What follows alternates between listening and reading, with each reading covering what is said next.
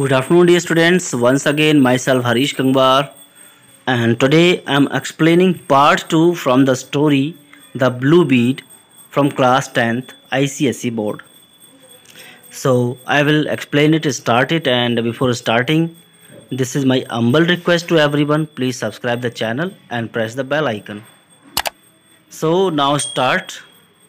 In the shrill, noisy village above the ford, out of a mud house the same color as the ground, came a little girl, a thin, starveling child, dressed in an earth-colored rag. It means अब इससे हम आगे चलते हैं। अब तक तो जो स्टोरी थी वो सिर्फ एक क्रोकोडाइल की थी। क्रोकोडाइल का डिस्क्रिप्शन था कि how was the crocodile. It was very old crocodile and it's layer was very thick and it was lying in the river in the shallow land.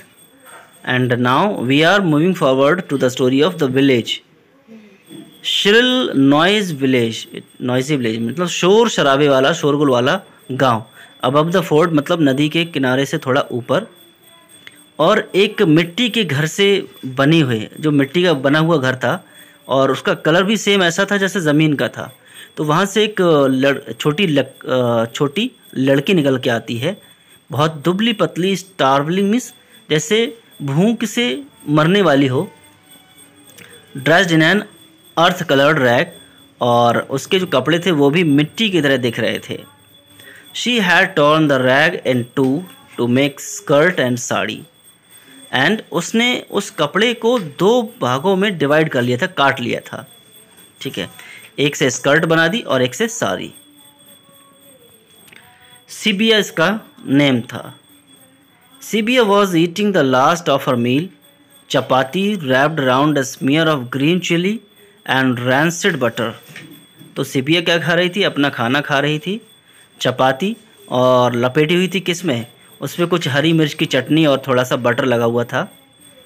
And she divided this also to make it see more, और उसने अपनी रोटियों को भी दो parts में divide कर लिया था जिससे रोटी ज़्यादा लगे। And bit it showing straight white teeth, और वो इसको काट काट के खा रही थी रोटी को, और उसके सामने सफ़ेद दांत चमक रहे थे। With her ebony hair and great eyes and her skin of oiled brown cream, she was a happy, immature child woman about 12 years old. It means उसके एबोनी हेयर थे, ब्लैक हेयर एंड बड़ी बड़ी आँखें, and ऐसा लग रहा था जिसकी स्किन पे ऑयल लगा हो, ब्राउन क्रीम जैसा, और फिर भी बहुत अच्छी, एक खुशहाल लड़की थी वो, अच्छी दिखने वाली। इट मीन्स खुश रहती थी अपने आप में। और इमेच्योर चाइल्ड वुमेन थी, इट मीन्स वो एक बच्ची थी, अभी औरत नहीं बनी थी, और लगभग 12 साल की थी। Barefoot of course and often goozy cold on a winter morning and born to toil. नंगे पैर थी और goozy cold on a winter morning यानी सर्दी की ठंड में नंगे पैर, और born to toil means hard work करने के लिए ही जैसे वो पैदा हुई हो। In all her life she had never owned anything but a rag, and in all her life she did not wear but the rag. कपड़े के अलावा, उस फटे हुए कपड़े के अलावा उसके पास कोई भी कपड़े नहीं थे। She had never owned even one आना, not a pice, not a pie. ना तो उसके पास एक आना था, ना तो कोई एक पाई, एक पैसा था। Even to buy, say, a handful of blown glass beads from that stall in the bazaar where they were piled like stars, or one of the thin glass bangles that the man kept on a stick, and you could choose which color you'd have. It means वो देखती रहती थी market में, और कुछ लोग अपने लकड़ी के डंडों पर चूड़ियों को लेके चलते रहते थे, और वो मोतियों को देखती रहती थी दुकान पर सजे हुए, बट उसके पास इतना पैसा नहीं था कि वो किसी चूड़ी को या कुछ मोतियों को खरीद पाए। She knew what finery was, तो वो जानती थी कि फाइनरी क्या होता है। फाइनरी मतलब जहाँ पर सजने धजने का, सजावट का सामान मिलता है। She had been with her parents and brothers all through the jungle to the little town at the railhead where there was this bazaar, because वो अपने माँ बाप के साथ, अपने भाइयों के साथ गई थी। कहाँ पर? उस बाज़ार में, जंगलों से होते हुए और रेल हेड के पास में। And she had walk through all the milling people means मतलब भीड़ भड़ाके वाले इलाके में लोगों के बीच से गुजरते हुए उस बाजार में गई थी। And the dogs and monkeys full of fleas, और ऐसे बंदर और कुत्ते वहाँ पर थे जिनके ऊपर मक्खियाँ भिनक रही थीं। The idling gossiping bargaining humanity spitting betel juice, और उसने देखा कि कैसे गॉसिपिंग करते हुए बार्गेनिंग करते हुए ह्यूमैनिटी मतलब जो मोल भाव करने वाले बातचीत करने वाले दुकानों पर खड़े रहते हैं, और कुछ लोग जो थे बीटल जूस यानी पान की पीक को थूक रहे थे जहाँ तहाँ। Hear the bell of a sacred bull clonking as he lumped along through the dust and hubbub, और उसने एक सैक्रेड बुल भी देखा, उसकी घंटियाँ बज रही थीं जब वो शोर शराबे और धूल से जा रही थी। सैक्रेड बुल मीन्स जैसे नंदी होता है, ठीक है, जैसे भगवान शंकर जी का नंदी होता है, जैसे नांदिया बोलते हैं, वो मेले में जैसे घुमाते हैं। She had paused amazed before the sweetmeat stall to gaze at the brilliant honey and confections abuzz with dust and flies। तो वो रुक जाती थी कहाँ पर, हैरान होकर, जहाँ मिठाइयाँ बिकती थी, मिठाइयों की दुकान पर, और वो देखती थी कि वहाँ पर हनी कन्फेक्शंस यानी शहद से बनी हुई मिठाइयाँ थीं, और वहाँ पर धूल मिट्टी मक्खियाँ सब भिनभिना रही थीं। They smelled wonderful above the smells of trains and humanity and cheap cigarettes। तो उनकी खुशबू तो बहुत आ रही थी, फ़िलहाल खुशबू और चीज़ों की भी आ रही थी, जैसे गंदी नालियों से, एंड कुछ लोग जो चीप सस्ती वाली सिगरेट पिया करते थे उसका धुआं, उसकी भी स्मेल आ रही थी। At home she sometimes tasted wild honey or crunched the syrup out of a stack of sugar cane, but these sweets were green and magenta। यानी घर पे उसने शहद को तो चख के देखा था, शहद का टेस्ट भी उसने लिया था, हनी का टेस्ट, और कहीं ना कहीं उसने गन्ना भी खाया था, गन्ने का जूस भी उसने पिया था, बट ऐसी हरी भरी मिठाइयाँ, कलरफुल मिठाइयों को उसने कभी नहीं खाया था। Then there was the cloth stall stacked with great rolls of new cotton cloth। तब वो गई एक क्लॉथ स्टॉल पे, यानी यहाँ पर ये पुरानी स्टोरीज की बताई जा रही कि मार्केट में कैसे जाती थी, और बड़े बड़े कपड़ों के बंडल वहाँ पर रखे रहते थे। Stamped at the edge with the maker's sign of a tiger's head, यानी कपड़ों के किनारे पर एक साइड में टाइगर का हेड का एक निशान जैसा कंपनी का मार्क लगा होता है।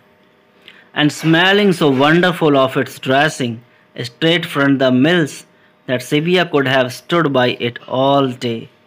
और जैसे ही ऐसा लगता था कि फैक्ट्री से अभी बन के आए हैं कपड़े, मिल से, और वो खुशबू कपड़ों की सिबिया को इतनी अच्छी लगती थी कि पूरे दिन वो कपड़ों के पास खड़ी रह सकती थी।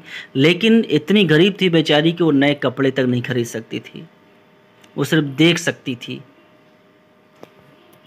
But there were other wonders to see, लेकिन कुछ और देखने लायक भी चीज़ें थीं। Satin sewn with real silver thread, यानी सैटिन के कपड़े और चांदी के धागों से सिली हुई। इन ट्रेज फ्रॉम बर्मिंघम, जो बर्मिंघम से आए थे, ट्रे में सजे हुए।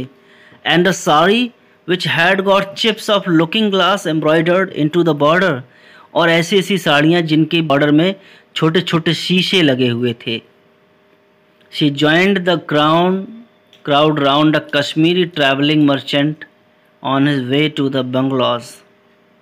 तब वो कुछ भीड़ में शामिल हो जाती है जहाँ पर कुछ कश्मीरी ट्रैवल मर्चेंट होते हैं और बंगलो की तरफ जाने लगती है।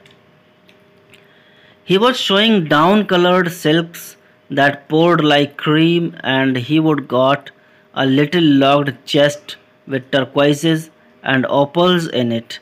वो डाउन कलर्ड सिल्क दिखा रहा था, रेशमी कपड़े क्रीम की तरह, और लिटिल लॉक्ड चेस्ट विद टर्क्वाइजेज, यानी छोटे छोटे टर्क्वाइज मोती जैसे लगे हुए थे, ओपल्स यानी कुछ ज्वेलरी टाइप का, बहुत सजा धजा कपड़ा होगा फिर तो।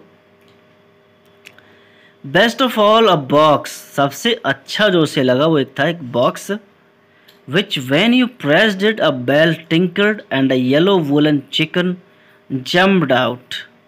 एक ऐसा बॉक्स जिसका बटन दबाते ही उसमें एक घंटी बजती थी और उसके बाहर से एक चिकन कूद कर बाहर आता था। Okay, so now we will continue from here. There was no end to the wonders of the world, यानी जिस मार्केट में सिबिया जाती थी घूमने के लिए, वहाँ पर वंडर्स की कोई एंड ही नहीं थी, वंडर्स ही वंडर्स थे। But Sibia in all her life from birth to death was marked for work. But Sibia की ज़िंदगी में पैदा होने से मरने तक सिर्फ वर्क ही वर्क करना था। सिंस शी कुड ट्रॉडल, मतलब जब से उसने चालू नहीं किया था चलना भी, पैदल चलना भी। शी हैड हस्क्ड कॉर्न, तब से उसने अनाज को काटना शुरू किया। एंड गैदर्ड स्टिक्स, लकड़ियाँ बीननी स्टार्ट की। And put dung to dry, और गोबर के उपले थोपने शुरू किए।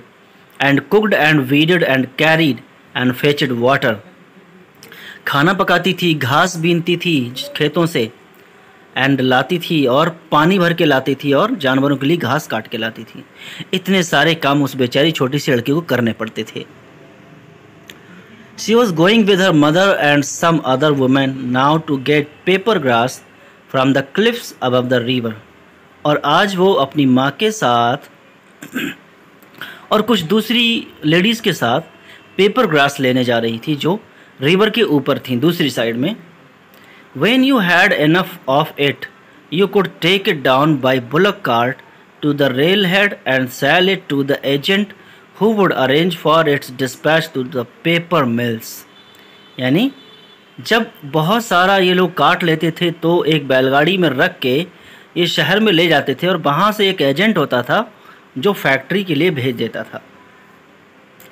The woman often toiled all day at this work and the agent sat on silk cushions smoking a hookah.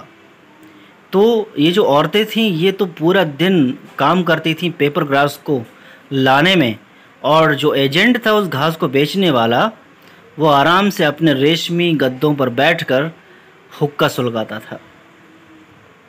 Such thoughts did not trouble Sibia, however, as she skipped along with her sickle and homemade hay fork beside her mother. तो सिबिया को इन सब बातों से कोई फ़र्क नहीं पड़ता था कि हमें कितना काम करना पड़ता है और कितना मिलता है। वो बस अपनी दराती और हंसिया लिए हुए चलती जाती थी अपनी माँ के पीछे पीछे। You could skip on the way out but not on the way back when you ached with tiredness. यानी जब आपको दर्द हो और थकान हो तो आपको काम तो करना ही पड़ेगा। आप काम करना छोड़ सकती हैं लेकिन तुरंत घर नहीं लौट सकती। And there was a great load to carry, और जो घास काट के लानी होती थी वो तो घर पे लाना ही था, चाहे कितना भी दर्द हो या थकान हो। तो ऐसी ज़िंदगी थी सिबिया की। फिर भी देखेंगे कितनी बहादुर थी वो, और बहादुरी की खातिर लास्ट में उसे ब्लू बीड मिलता है जो उसके लिए बहुत ही कीमती होगा। तो आज के लिए इतना ही, and next part will be continue tomorrow. And if you like the video please show it and have your comment in the comment box. Thanks for watching.